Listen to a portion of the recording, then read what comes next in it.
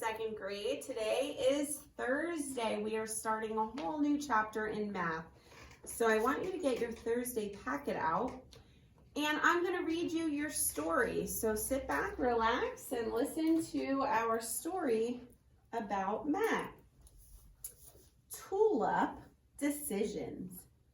Matt gazed at all the 4 windmills outlined against the blue sky of the Netherlands.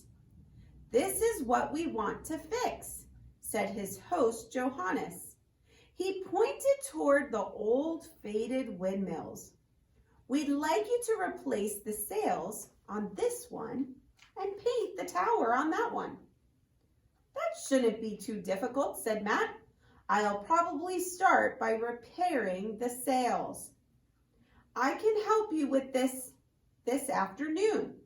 Tomorrow morning, we'd like to plant tulips in front of each of the windmills," Johannes said. "My wife purchased the tulip bulbs at the market today, and she would like you and Patty to help her plant them." "I bought 4 different colors, yellow, purple, white, and red," said Johannes's wife. "I'm so excited. I can hardly wait to start." "That does sound exciting," said Matt. "We've never planted tulip bulbs before. We'd be delighted to help."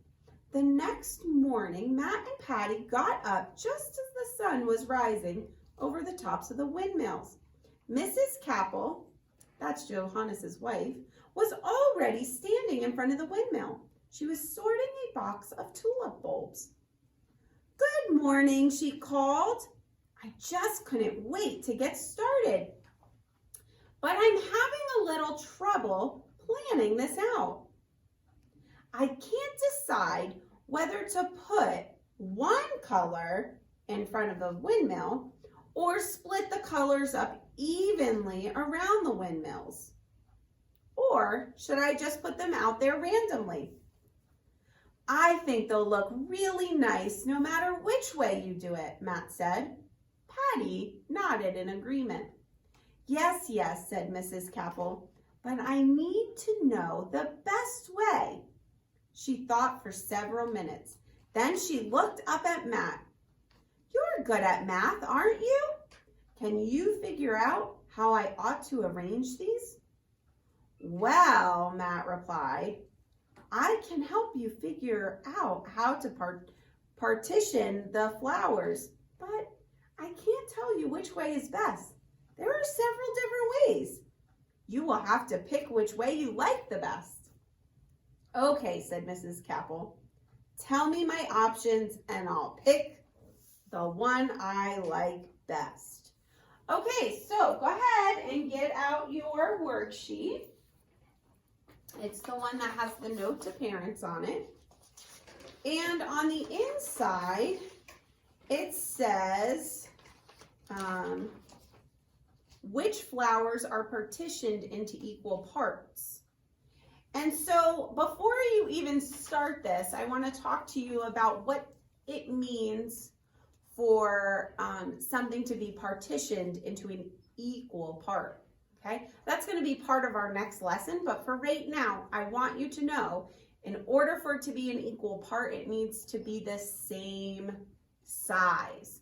So if you look at these flowers and you look at their petals, are these petals partitioned into equal sizes? You can go ahead and look at those and see what you think. The next question says, Matt and Patty went out to replace the faded windmill sails. Matt said that half of the sails are faded. Patty said that 2/4 of the sails are faded.